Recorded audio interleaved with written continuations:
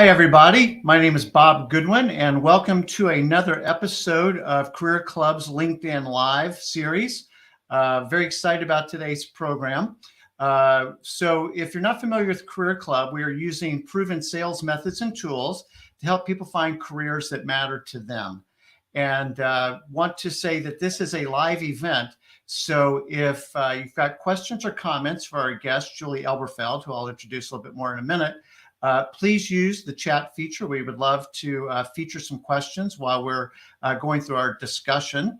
I also want to make sure that I say, as always, thank you to my colleague, Heather Zinzer, who is the magic behind making this happen today. So, Heather, thank you for that. And with that, I'd like to welcome our guest, Julie Elberfeld, as we talk about diversity in tech. So, Julie, welcome.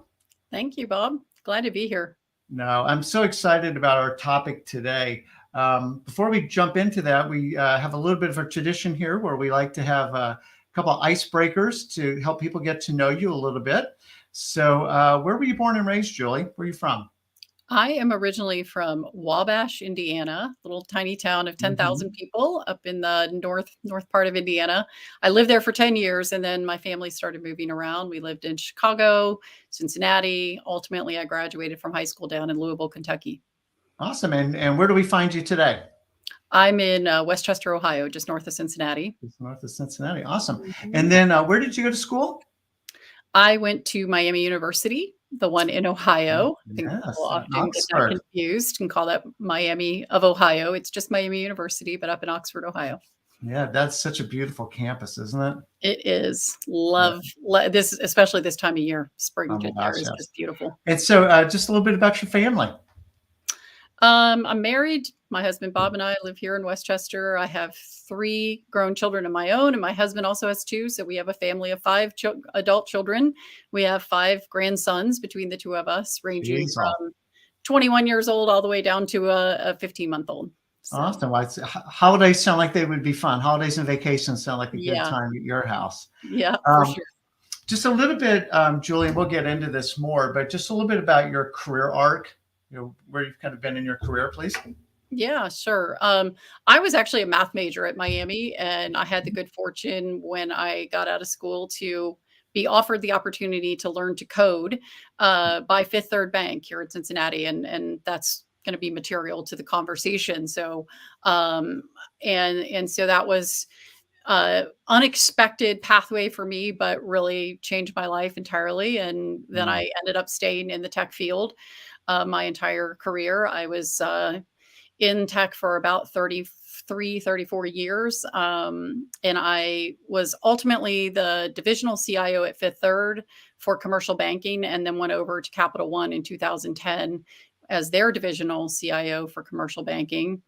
And then I got very involved in diversity inclusion, which is what leads us to this topic today, back in 2014. And I did that with sort of side of desk while I was divisional CIO until I realized it was just ultimately what I was really most passionate about. And Capital One was really engaged and really serious about the diversity challenge. And they allowed me then as a senior executive to spend 50% of my job leading our diversity work in the tech organization there. That was a organization of 10,000 people. So it was a big role that I had there. And then I ended up leaving there 2 years ago to pursue this passion on a more full-time basis. So now I'm doing some advising to senior executives on diversity inclusion and working with some nonprofits who are in this space of trying to change the outcomes for people and get them opportunities to get into technology.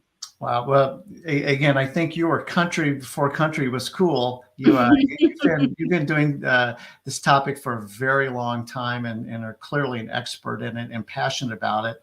And I think we definitely share that in common.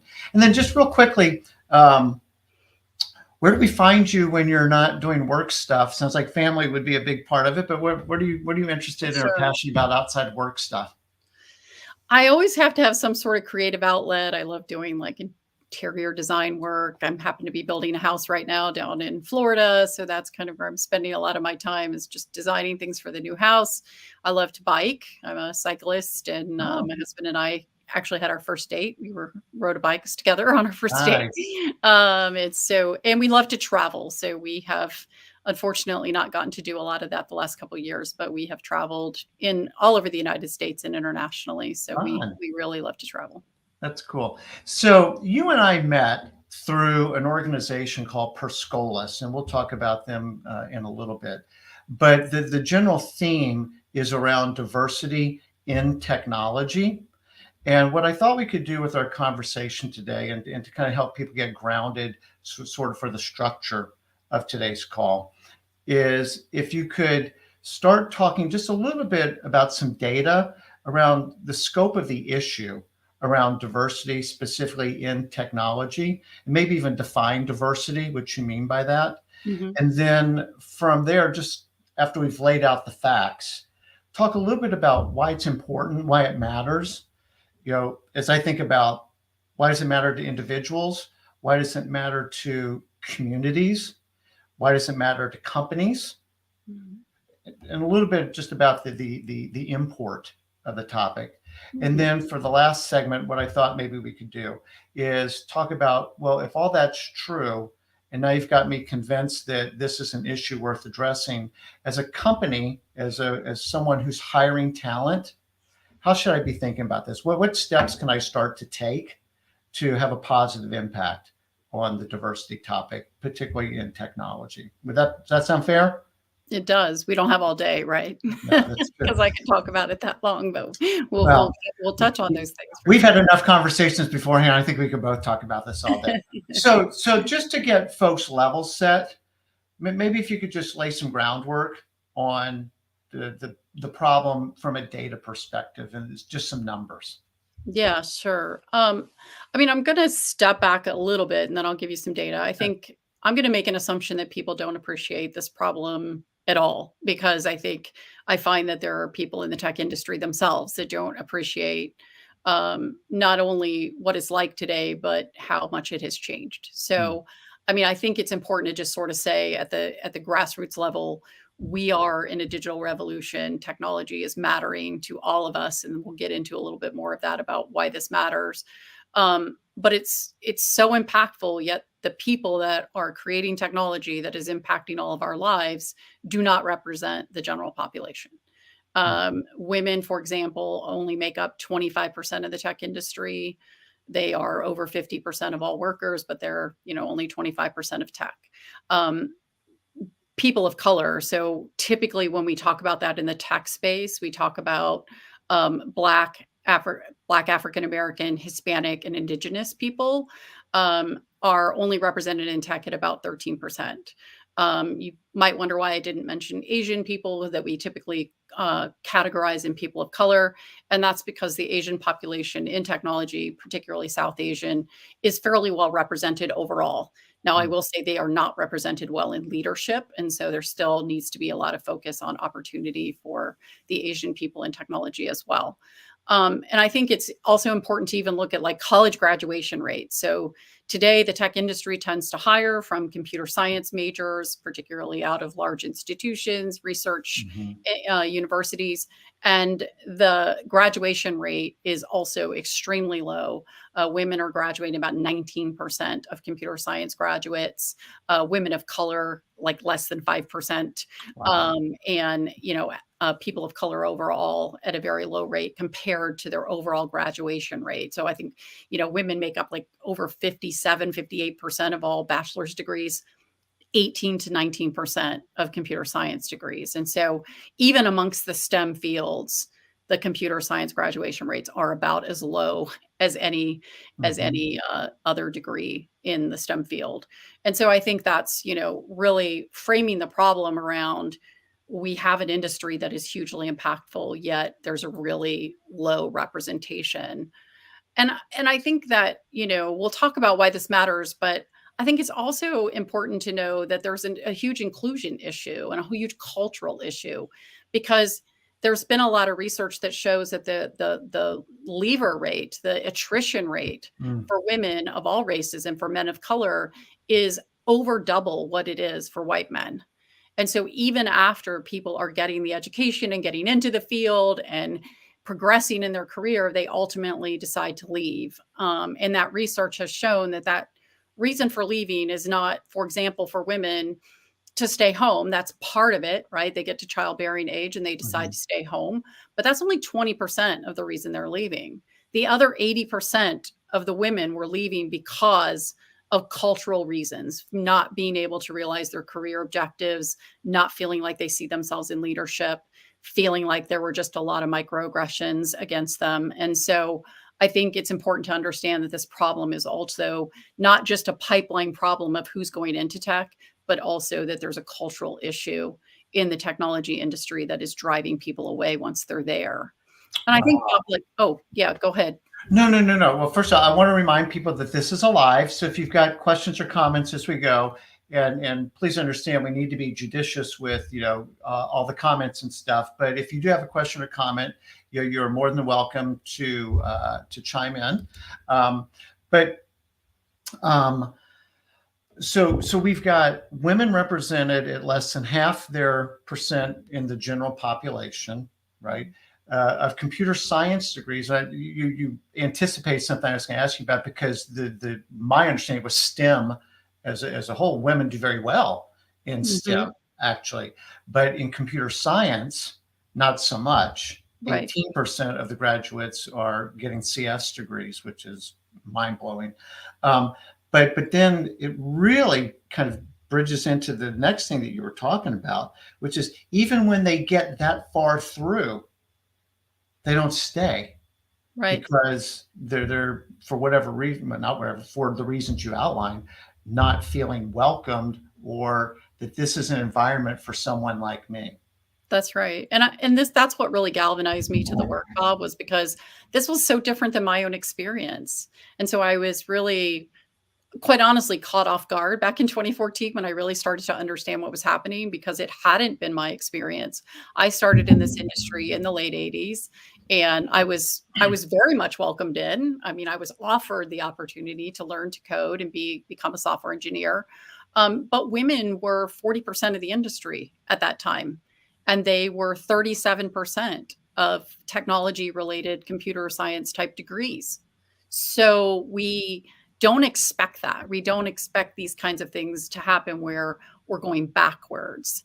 And I think it's important to look at that, because it gives us some clues into why it has happened, and what we might be able to do about it. And so I think if you people often ask me, like, well, how did this happen? Why did this happen? Right. Yes. I think when you and I first talked, it was one of your questions, like, what? How did this happen? We went backwards. Um, and I think, when you look at what has happened, it really started to pivot in the 90s when the personal computer came on the scene. Like, when I started in tech, I didn't even really know what it was. I knew about NASA and I knew about, things like that, but somebody said, you should learn how to code computers. I'm like, okay, Mhm. sounds cool to me, but I didn't really understand it, at that kind of level, because it wasn't in our face all the time like it is now. Right. So in the 90s, when the personal computer was introduced, the advertising was almost entirely targeted at men and boys. Mm. And so you look back, and I have some slides that I use when I do presentations that just show ad after ad after ad. And, the prevalence of white men and boys in these ads is astonishing. And even to the degree that women are seen in the ads, like looking, over the shoulder of their husband, or they're, like, oh, they're so enamored by Mm. the person using the computer. And then you look at the software that was introduced, right? It was financial services. It was how to manage your finances, and then a bunch of gaming, right? That you think about the gaming industry and how masculine the games were that were first put out for the computer, right? And so that started to create a narrative that was transcended into Hollywood. You think about all the movies that came out about technologists, and the nerdy profile of the technologist who was the boy genius. And so this whole cultural element of what it was like to be a person that was actually into the computer Mm. was not looking like people like me, even though at the time I was in the field creating some of the like first internet banking applications in our country. And so we started to create this stereotype. And then Mhm.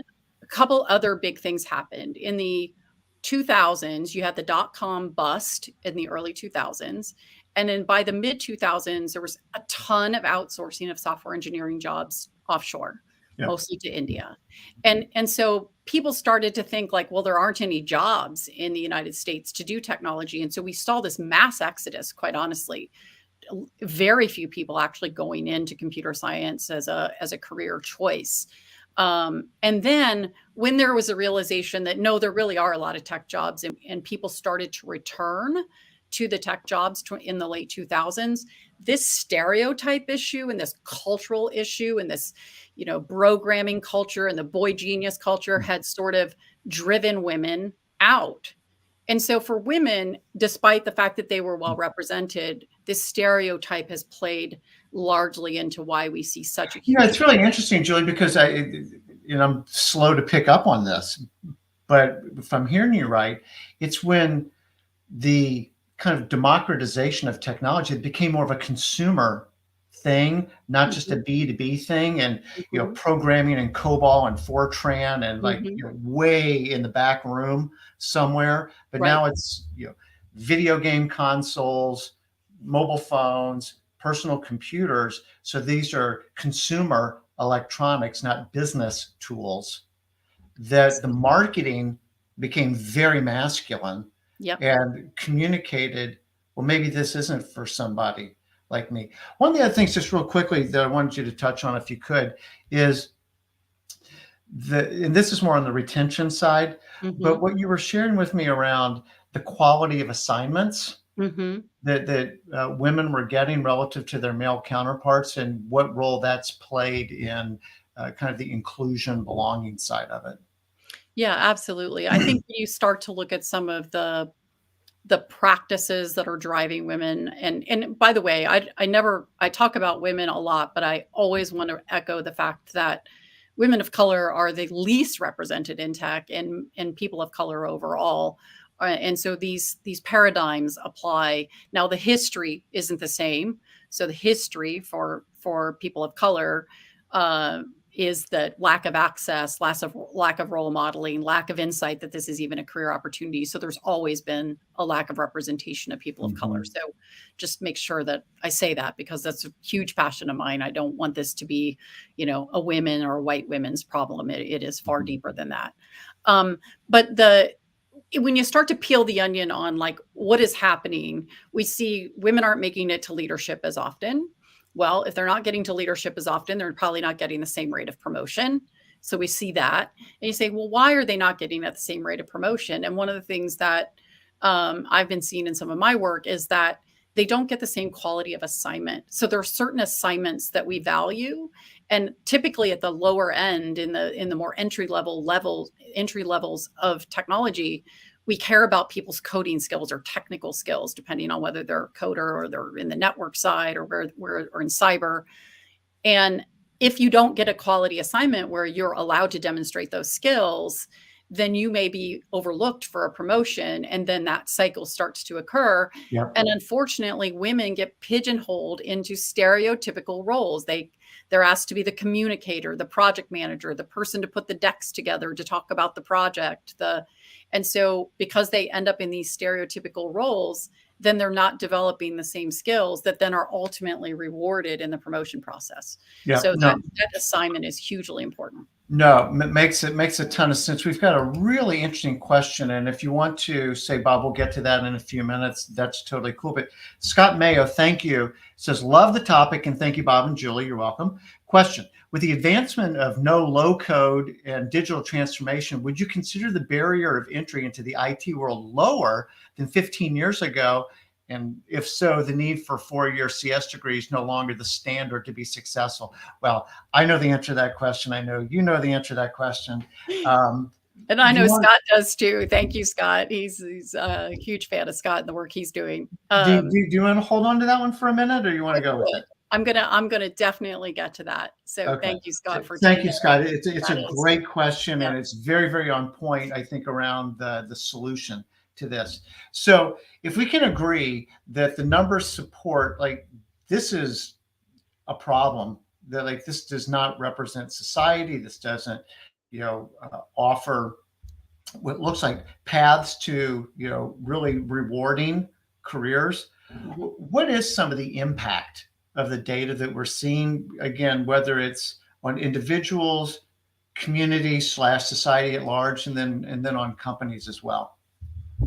Yeah, so let's talk about why it matters. I mean, it's funny because Bob, I was asked honestly and academically early in my work and back in 2014, why do you care about this so much? Does it really matter? Like, okay, so what? The field is largely, largely men, largely white and Asian men. Does that matter? There are a lot of Mhm. fields that are, teachers are largely women, and so Right. does it really matter? And I had to really examine that question truthfully and honestly for myself. And I will tell you that I feel as if I find reasons that it matters like constantly now, because Mhm. it's like my insight is up, and I'm looking for it. But I like to frame it this way to start out. I said at the beginning of the conversation, right? Technology really matters to all of us. This is not just a tech industry issue. This is a everybody issue. It impacts everything about our lives. Like, technology is in many ways in control of our lives, right? I mean, we in some ways that's a great thing, in some ways it's a harmful thing, but it really truly is part of our everyday lives. And so now you have the group of people who are dreaming up the new ideas and creating new solutions don't represent the general population. And the reality is, as humans, we're biased. And so when you have a group of people that don't represent the population, and you don't have women and people of color at the table in equal numbers, you just are going to make mistakes. I mean, there's all kinds of research that shows that diverse teams are more innovative, they're better at problem solving. And gosh, it seems like you'd want that in the tech space, right? But we're already seeing the impact. Like, there are mistakes being made. This bias is creeping into technology solutions. I mean, I like to talk about a really simple one because people can get their head around it, and that is in facial recognition, right? Like, we've all Mhm. used software now that's starting to identify us, and it's used extensively in the criminal justice system. Well, that has been proven that commercially developed software, put out by major tech companies, didn't recognize people with dark skin effectively, misidentified their gender, all kinds of problems. And now you've got, the criminal justice system using the software, and we already, know some of the challenges in the criminal justice system. And now you add in software that's very biased. And when you look at the root cause of it all, because that's been done, it really was about what they fed the algorithms. They fed the algorithms a lot of faces to train it. And guess what? 80% of the faces were white. That does not represent the population as a whole, right? And so if you teach the algorithm that people look like you and I, then people with dark skin are not going to be recognized by the software, and it has massive impact.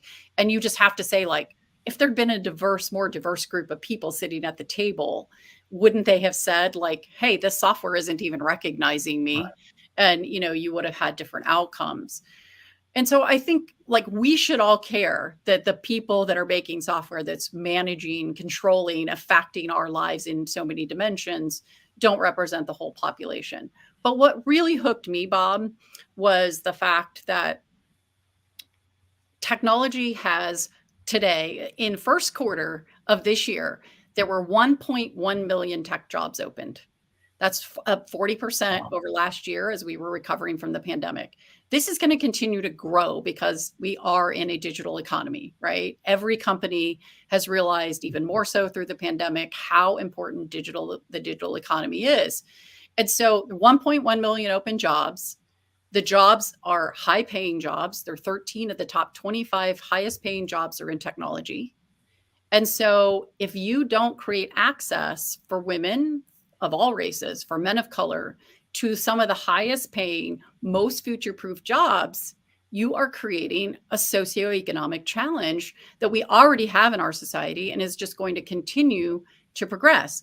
However, if we solve the problem, if we put our hat, the positive hat on, like, oh, this is not a good situation, but we think about it from the other lens, solving this problem.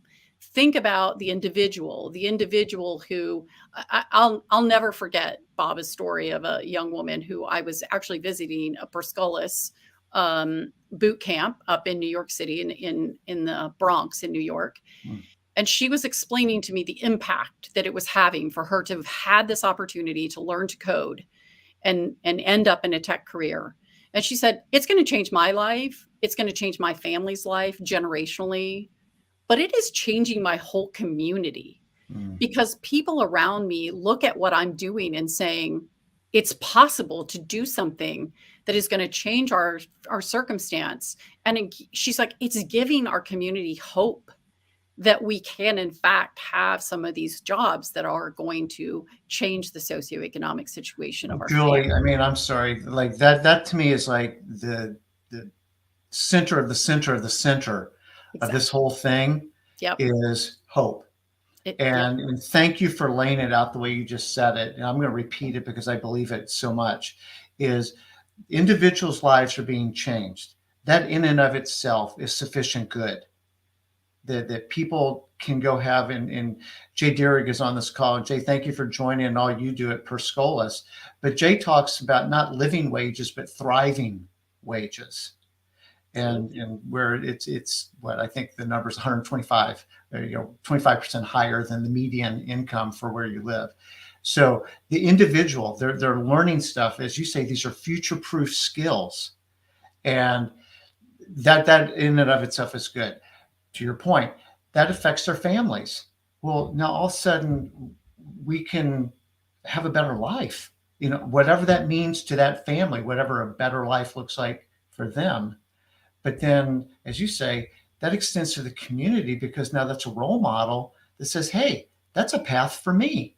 Mm-hmm. And as we look at generational poverty, this is a super highway lane to get out of generational poverty and really reroute important large segments of society that have not been presented with these opportunities previously. Absolutely.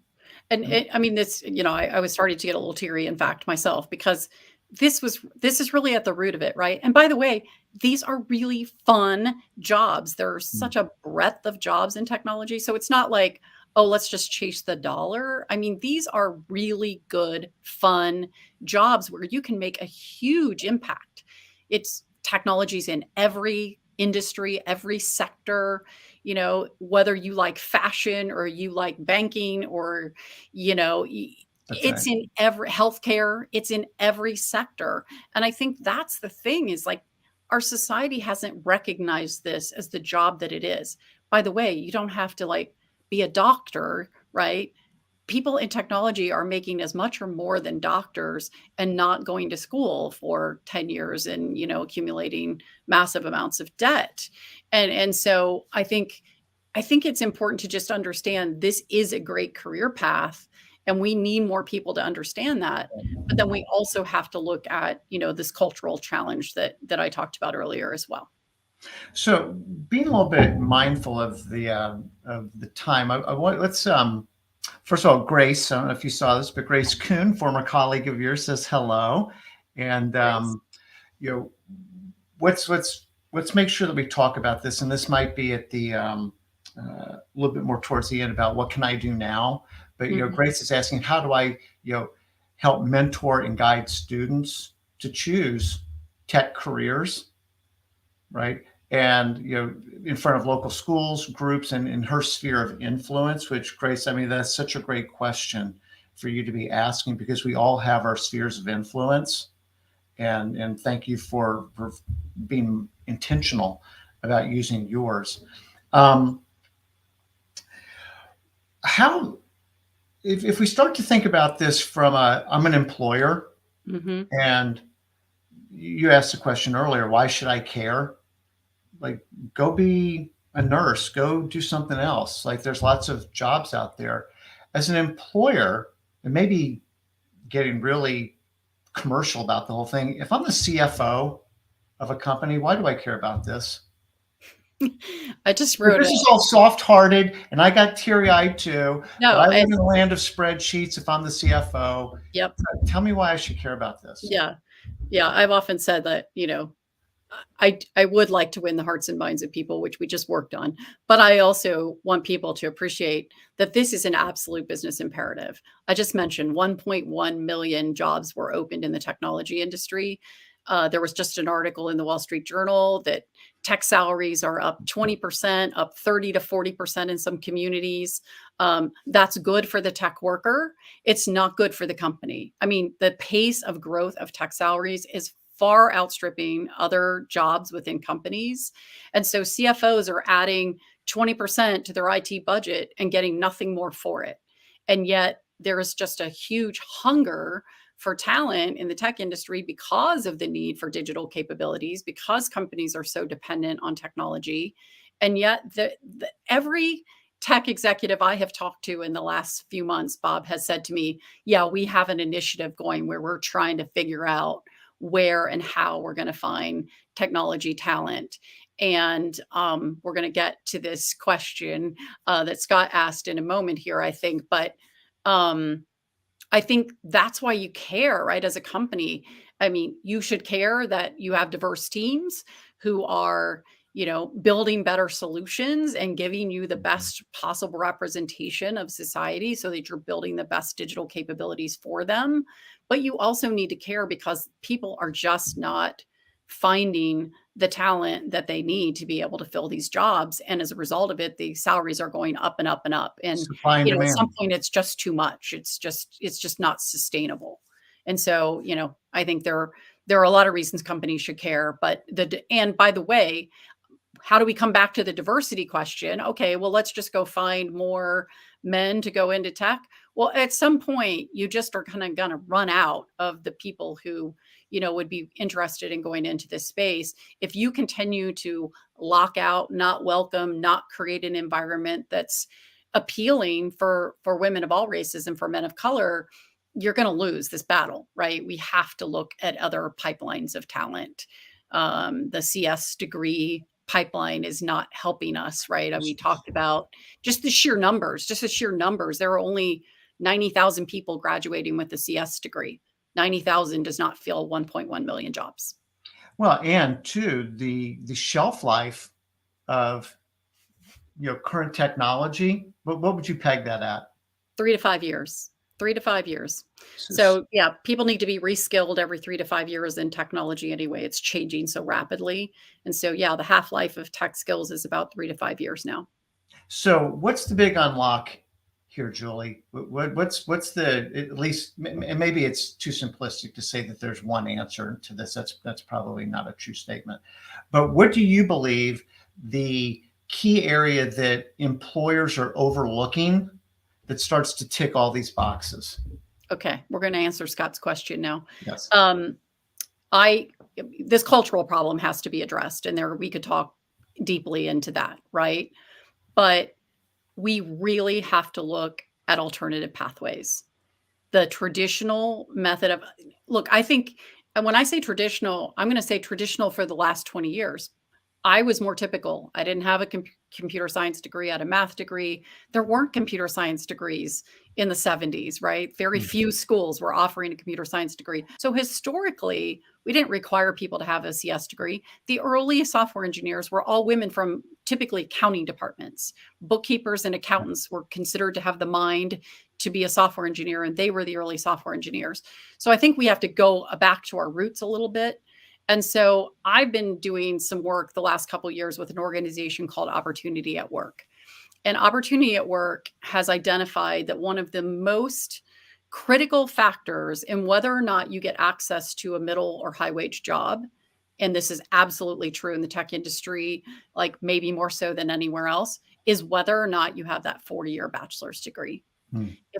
There are 70 million Americans, only 40% of Americans have a college degree. So there are, 60% of Americans out there without a college degree, 70 million Americans. They're developing skills, they're working, they're active in the workforce, but they're shut out of good paying jobs because 75% of jobs in the last decade have required a college degree.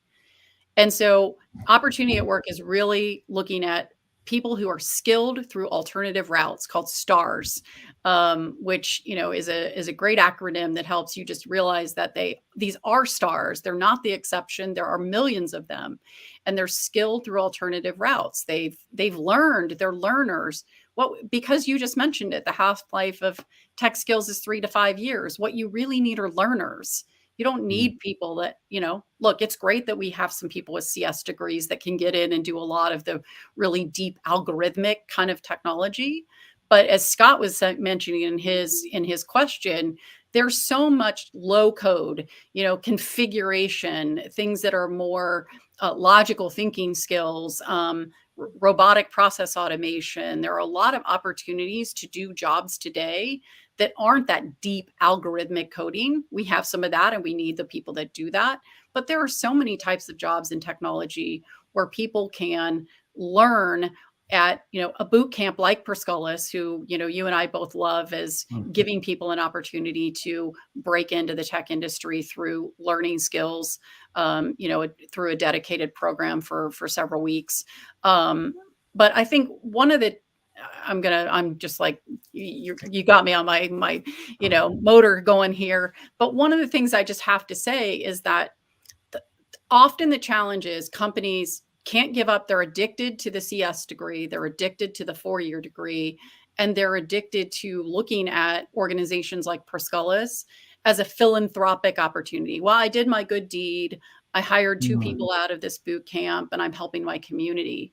They need to look at that as a true source of talent. They have to move to a new lane and say there are tons and tons and tons of Americans out there, and they do happen to be more women and more people of color, who have the skills and have just been locked out of this industry for all the reasons that we talked about. And if companies would just invest the billions of dollars that they are in fact investing in DEI programs in looking at these new lanes and opening up opportunity for stars and others who don't have that CS degree, maybe they have a 2-year degree, maybe they have some skills that they've learned through another job. We're not going to solve this problem if we don't look at these new alternative pathways. And what are the objections or misimpressions or kind of calcified ideas that are preventing people from, because I'm the CFO and I've got 20% increase in wages, and that's just year on year. That's been compounded over however many years. So Absolutely. like they're actually doubling, over 7 years. Oh, for sure. Then what is the misinformation, the lack of information that they're holding companies back from embracing what really feels like an ocean of available talent? I think there are a couple of things. I think often we look at our own lives and we say, well, I got to go to college, and anybody that wants to go to college would go to college. And therefore, I'm just really going to be in this lane of believing that there's some magic to people that get to go to college, that they develop some skill, and it's an indicator of ability to learn or an indicator of motivation. And I think that's a misperception, right? It's easy for those of us who have had that opportunity to get in a lane of believing that's true for everyone today. I hear people say, doesn't everyone go to college? No, actually not. Only 40% of people in the United States have a bachelor's degree. And so we have this idea that everyone gets to go to college. I hear people say, well, I tried that and it didn't work. And at the same time, I say, well, what did you do to actually work with the organization, like a Perscolis? Did you work with them? Did you say what you really needed? Did you talk about the skills you really needed? Did you work actively with them to make this a talent pipeline? Typically, the answer is no. And my frustration is I know a lot of these same companies are spending tens of thousands of dollars to recruit at universities, to onboard students from universities, to give them rotational programs for 2 years or 3 years where they're not really quite productive yet. They'll invest all that money. They're investing billions of dollars in diversity programs that aren't working. And then we'll kind of fall back on this. Well, I'm just a pipeline victim. If there were more women, if there were more people of color, I'd hire them.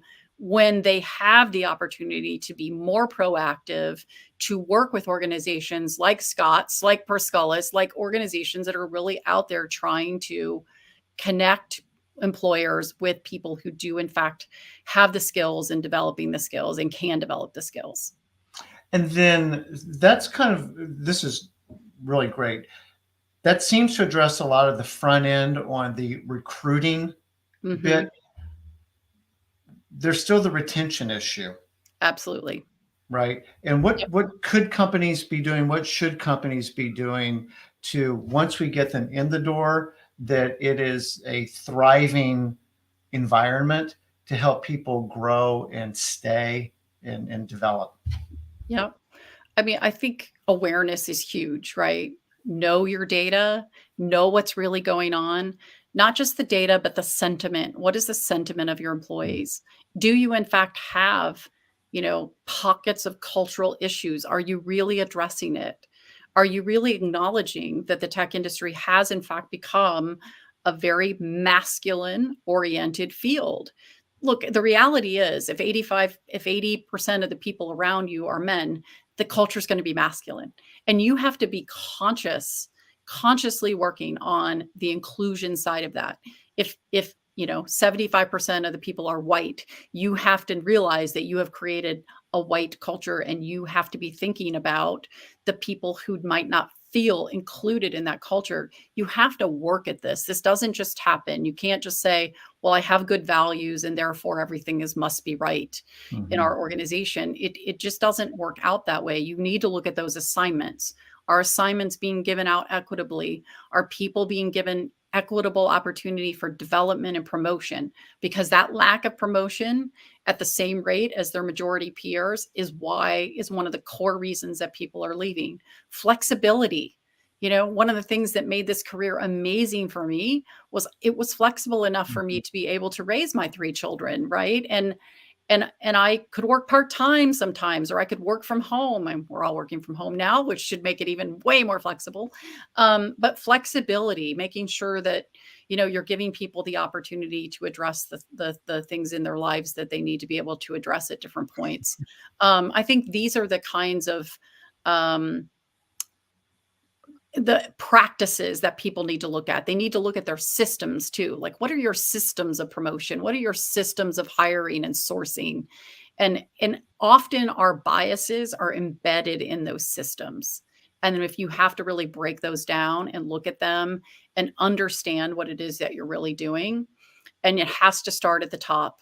Executives have to be engaged in this work. Yes. And I think that's really, what makes this work. The difference that I've seen in organizations who actually make it happen and those who don't are whether or not their executive team is actually engaged and hasn't outsourced this work to their HR partner or some, organization.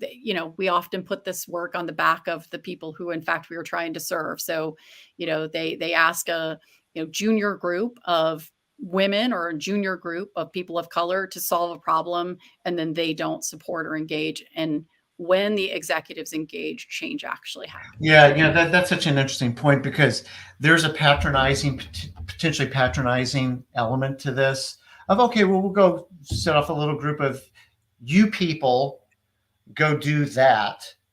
Yep. And come back and give us a little presentation, and we'll thank you, and we'll have lunch, and maybe we'll do something, but probably not. Yep. Versus, again, the reason that I'm so passionate about this, it makes good business sense, and it makes good community sense.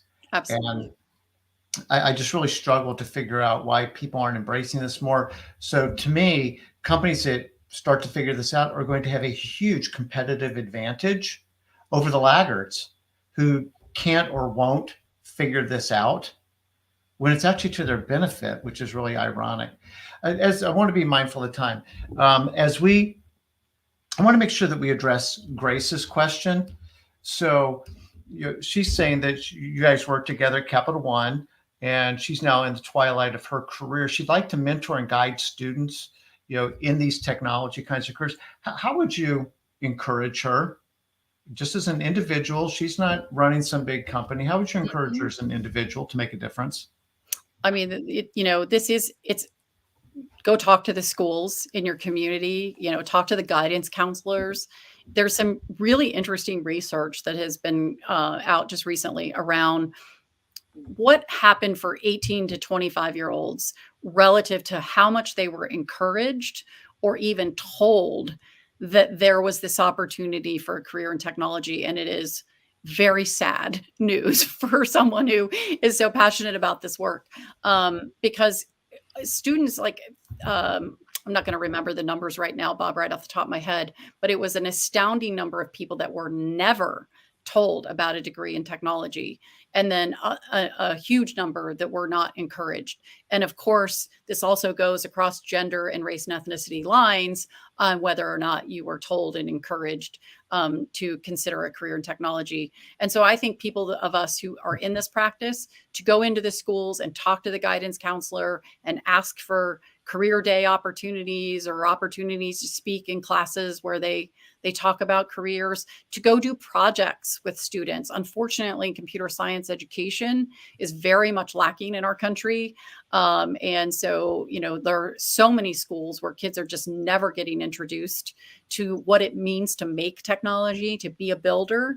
And, Yes. and so I think to take those skills into the community. I mean, we had a great program when I was at Capital One where we taught middle school kids how to code, hugely successful and really, um, a really meaningful opportunity for them to know that I don't just have to pick up this phone and play the games or play or use the apps, but I can actually build them.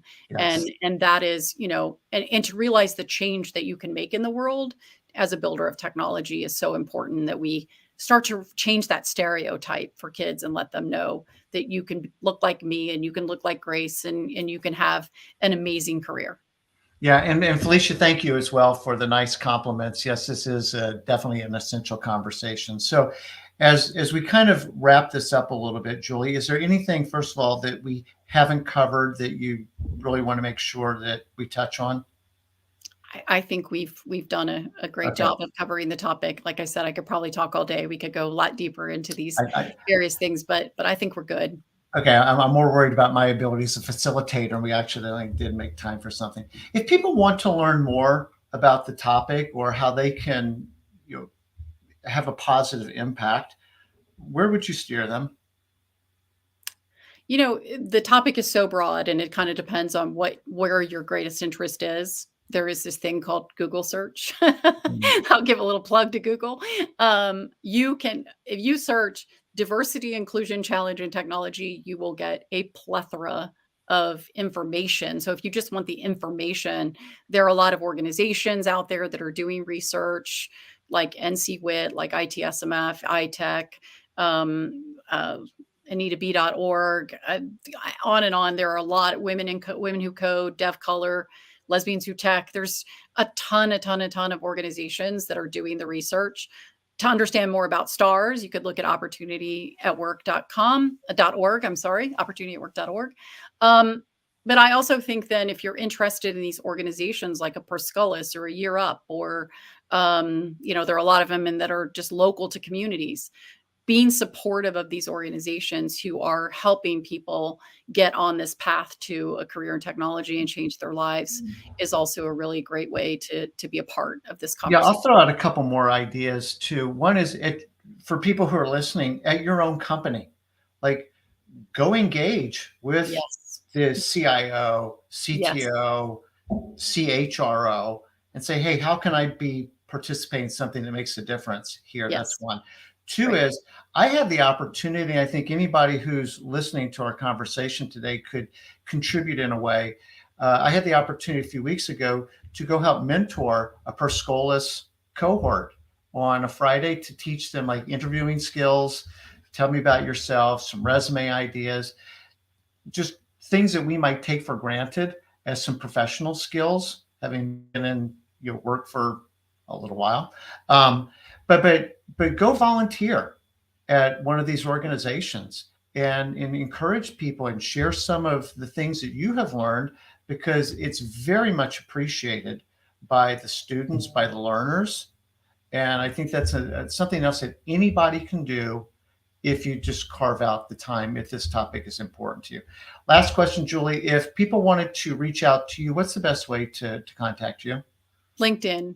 Just Okay. I'm on LinkedIn. LinkedIn message me. Happy to connect, happy to share more, happy to come help your organization if your executives want to learn more about how they could make a difference. But yeah, LinkedIn message is usually the best way to Awesome. connect with me. Okay, so I want to say again, thank you very much, Julie. It's a number of the folks listening today and watching today have said what an essential conversation this is, and I believe Very that much. is true as well. So I thank you for everything that you're doing to make a difference, to raise the visibility, but also providing the business rationale that this is, not just a good thing to do, it's a smart thing to do for the business as well as the community. So with that, thank you again, and appreciate your time and look forward to working with you in the future. Thank you so much, Bob. This was really Thanks great. much. Thank you everybody for listening, and hope you enjoyed it, and we'll see you next time.